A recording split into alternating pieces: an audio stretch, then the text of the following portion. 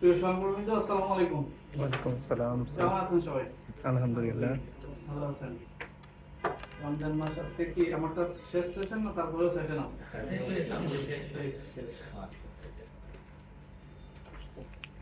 পরিবেশের উপরে আর কি কোনো সেশন ছিল?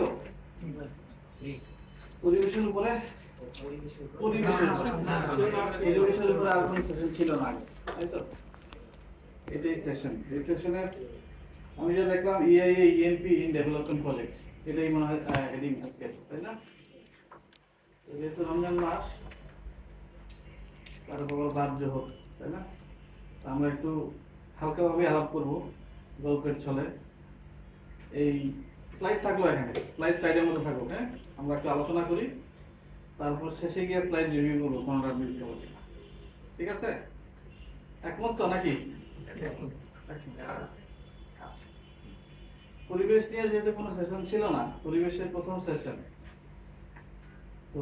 আচ্ছা, আমি আমার পরিচয় দিই। আমি শামসুজ্জামান সরকার, স্লাইডে দেখতে পাচ্ছেন। আমি পরিবেশ অধিদপ্তরে কাজ করি উপপরিচালক হিসেবে। পরিবেশ অধিদপ্তর নাম তো শুনছেন সবাই নাকি? শুনছেন না? জি জি স্যার। তো পরিবেশ অধিদপ্তরে অনেকে আবার এটা আবহাওয়া দপ্তর হিসেবেও চিনি। আপনারা কেউ না, আমার যখন প্রথম চাকরি হয়, আমি আমার নানাকে বলছি, নানা আমার চাকরি হয়েছে। কোথায় চাকরি হয়েছে? পরিবেশ দপ্তর। ও ভালো ভালো, আবহাওয়া অধিদপ্তর, মানে বোঝা যাবে কবে বৃষ্টি হবে কবে নাই হবে। আমার নানা এরকম করে চিন্তা পরিবেশ অধিদপ্তর, অনেক নাতিও এখন চিন্তা করে এরকম, তাই না? নাতি এরকম চিন্তা করে, চাকরি না করা বলুন তো এরকমই মানে। আচ্ছা, তো পরিবেশ নিয়ে আমরা আজকে কথা বলবো। তো পরিবেশ কাকে বলে? আমার দিকে রাগ করে কেউ তাকায় নেই। আমি রমজান মাস ভাত জোহরে দেখি পড়ার সময় যে সংজ্ঞা আমাদের স্কুলে শেখানো হয়েছে, এটা কি কোশ্চেন করলো? পরিবেশ কাকে বলে? সেটা নিয়ে আমাদের পরিবেশ। আমাদের চারপাশে যা কিছু আছে তাই নিয়ে করি। আচ্ছা, আন্তর্জাতিকভাবে পরিবেশ নিয়ে প্রথম কথাবার্তা শুরু হয় কবে থেকে? সেকেন্ড ওয়ার্ল্ড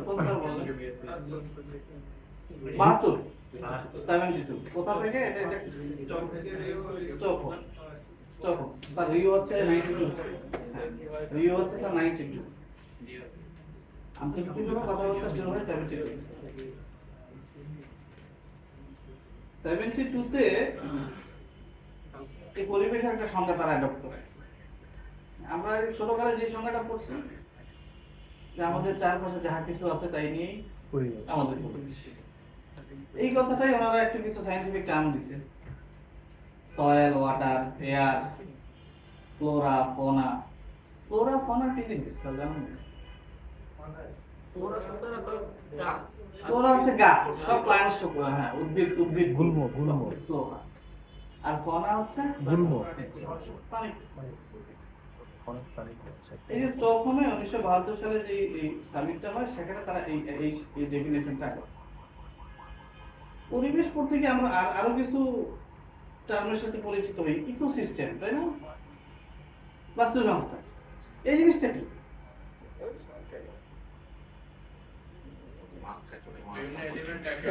ওই যে স্যার বলতে চেষ্টা করছে ছোট মাছ বড় মাছ রেখা, এটা পারস্পরিক কার সাথে কার? পরিবেশের বিভিন্ন উপাদানের সাথে। নির্দিষ্ট পরিবেশের মধ্যে জীবের সাথে জবে, একদম ক্লিয়ার কাজ। বায়োটিক কম্পোনেন্টের সাথে অ্যাবায়োটিক কম্পোনেন্টের যে ইন্টাররিলেশন, তাকেই আমরা বলি ইকোসিস্টেম। বায়োটিক কোনটা? যাদের প্রাণ আছে, অ্যাবায়োটিক কোনটা? তাদের প্রাণ। তাদের প্রাণ নাই। দেখেন এই এনভায়রনমেন্ট বলতে কত কিছু বলতেছে, সোশ্যাল, ইকোনমিক, অ্যাস্থেটিক, কালচারাল সবকিছুই এখন পরিবেশের অংশ। অন্তর্ভুক্ত। ওই যে আমরা করছিলাম আমাদের চারপাশে যাহা কিছু আছে তাই এটাই আমাদের পরিবেশ। পরিবেশ নিয়ে যখন আমি কথা বলবো আরো কিছু টার্ম আমার সামনে আসবে। Producer, consumer, decomposer. প্রোডিউসার কারা? উদ্ভিদ। তারা নিজের খাদ্য নিজেরাই তৈরি নিজেই করে। তৈরি করে। ওই ওই রিঅ্যাকশনটার নাম কি? সালোক সংশ্লেষণ, ফটোসিনথেসিস। পৃথিবীর সবচেয়ে ইম্পর্টেন্ট রিঅ্যাকশন। সালোক সংশ্লেষণে গাছ কি কি ইউজ করে? Carbon dioxide and water. Carbon dioxide আর ওয়াটার। সূর্যের আলো। সূর্যের আলো, পানি। ক্লোরোফিল ইউজ করে। তারপর ছেড়ে দেয় কি? বানায় কি? Oxygen and water.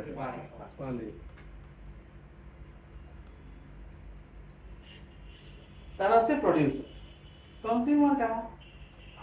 হিউম্যান আমরা। বিংস। আমরা অল অ্যানিমেলস। আমরা যে সবচেয়ে বড় কনজিউমার, তাই না? আমরা কি একদম ইনডিফিনিট টাইম পর্যন্ত কনজিউম করতে পারি? না, আমাদের একটা লাইফ টাইম আছে।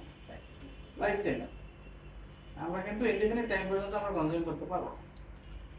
আমাদের কনজিউম করার একটা ডেফিনিট টাইম আছে। কনজিউম করতে করতে একটা সময় আমরা আমাদের স্টপ করতে হবে, তাই না? আমাদের যে জায়গায় স্টপ হবে সেই জায়গায় আবার আরেকজন স্টার্ট করবে। তারা কারা? এগুলো কি এনভায়রনমেন্টের দরকার আছে? এই কম্পোনেন্ট গুলো প্রোডিউসার, কনজিউমার, ডিকম্পোজার দরকার আছে? কারণ ডিকম্পোজার কি দরকার আছে? কারণ ডিকম্পোজার সরাই দিল নাই। হাইপোথেটিক্যালি চিন্তা করেন মানে ডিকম্পোজার এনভায়রনমেন্টে নাই, কি হবে?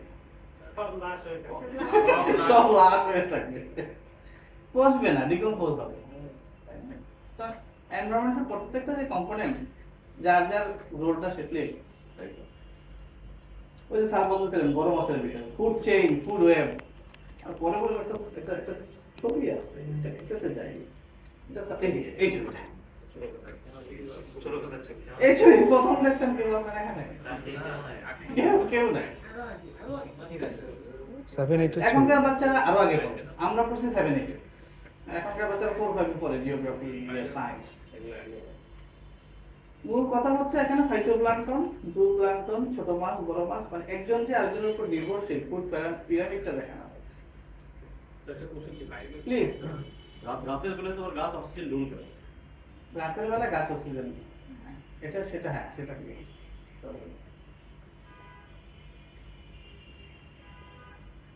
আচ্ছা, যেটা বলতে যাচ্ছি যে আমরা এই এনভায়রনমেন্ট যখন চিন্তা করি, এই শব্দগুলো বলার কারণ হচ্ছে যখন আমরা পরিবেশ কথাটা বলবো এই সবগুলো কম্পোনেন্টকে আমাদের কনসিডারে আনতে হবে। আমার ইকোসিস্টেমে কে প্লে করতেছে, আমার ওখানে প্রোডিউসার কারা, আমার ডিকম্পোজার কারা, কনজিউমার কারা, এই বিষয়গুলো আমাদের মাথায় আসতে হবে। এটা তো বলে ন্যাচারাল সাইড। এখন দেখেন আমরা যদি হিউম্যানকে সেন্টার করে এনভায়রনমেন্টকে পপুলেশন